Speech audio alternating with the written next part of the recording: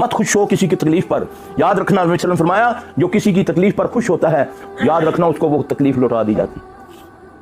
ان سے دعائیں مانگو نہ تو چنگا آیا انجی ہونا چاہیے تھی. ایسا کرتے ہیں نا, دعا مانگو اللہ ان کو ہدایت دے دے.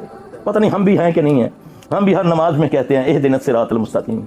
اس کا سبب یہ ہوتا ہے کہ ہم اللہ کے محتاج ہدایت کے معاملے میں بھی, جب تک وہ ہدایت نہ دے. اور نبی صلی اللہ علیہ وسلم آخری ٹائم پر یہی کہتے گئے, کیا نبی صلی اللہ علیہ وسلم ہدایت پر نہیں تھے؟ پھر بھی کہتے ہیں اہدنا الصراط المستقیم صراط الذین انعمت علیہم غیر المغضوب علیہم ولا الضالین آمین. اللہ ہمیں مغضوبوں سے, جو ان پر اللہ کا غضب ہوا, اللہ ہمیں محفوظ رکھے. میرے بھائی دین کو سمجھو گے تب جا کر تمہیں ان بیماریوں کی سمجھ آئے گی, ورنہ اس طرح مارے جاؤ گے, لٹ جاؤ گے, تمہاری عزتیں لٹیں گی, جن بھی لٹیں گے, انسان بھی لٹیں گے, تمہارا مال بھی, تمہارا ایمان بھی, ککھ نہیں بچے گا. دین کو اگر پکڑا ہے تو اللہ کہتا ہے فقد استمسک بالعروۃ الوثقی لا انفصام لها واللہ سمیع علیم. تو نے کس کڑے کو ہاتھ ڈالا ہے؟ معمولی کڑا ہے, اللہ کے کڑے کو ہاتھ ڈالا ہے. اس کو ہاتھ ڈال کے پھر کہتا ہے نماز میں کہتا ہے تیری ہی عبادت کرتے ہیں, تجھ ہی سے مدد چاہتے ہیں.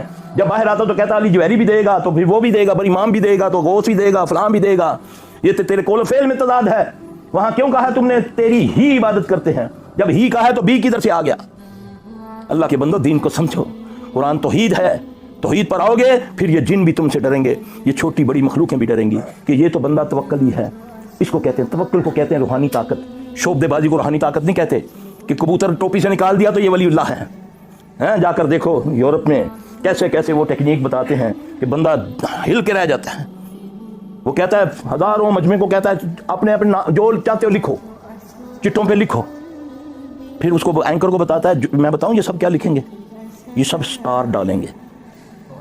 کیوں کہ وہ کاہن ہے, شیطان نے ان کو القاء کیا سب کو کہ یہ لکھو یہ لکھو یہ لکھو یہ لکھو. وہ یہ لکھے گا تو آپ کے یہ ولی ہے, وہ بیٹھا ہوا ہے اسٹیج پہ بیٹھا ہے, کافر ہے. یہاں جو یہ کام کر دے تو وہ ولی بن جاتا ہے, وہاں وہ میجک مین بن جاتا ہے. اللہ کے بندو فکر کرو اپنے ایمان کی, قرآن حدیث کو سمجھو, پھر تمہیں کوئی گمراہ نہیں کرے گا. ان طویل بتیوں کے دھاگوں کے چکروں سے نکلو, صبح اٹھو فجر پڑھو, خود بخود تم پر جادو ہو جاتا ہے. خود بخود جو نہیں پڑھتا فجر, نبی صلی اللہ علیہ وسلم فرمایا فجر سے پہلے شیطان یعنی کہ جن آ کر ہر اس بندے کی گدی کے پیچھے 3 گرے لگاتا ہے. یہ اللہ کے نبی کا فرمان ہے صلی اللہ علیہ وسلم. راتوں کو سو نہ جلدی, صبح پھر جاگ کھلتی ہے. اللہ کے نبی نے فرمایا جو نماز کے لیے اٹھتا ہے اس کی پہلی گرہ کھل جاتی ہے, جو وضو غسل کرتا ہے اس کی دوسری گرہ کھل جاتی ہے, جو نماز پڑھ چکتا ہے اس کی تیسری گرہ کھل جاتی ہے. اب بتاؤ کہ جو نہیں اٹھتا گرہ پہ گرے لگے گی پھر کھلے گی؟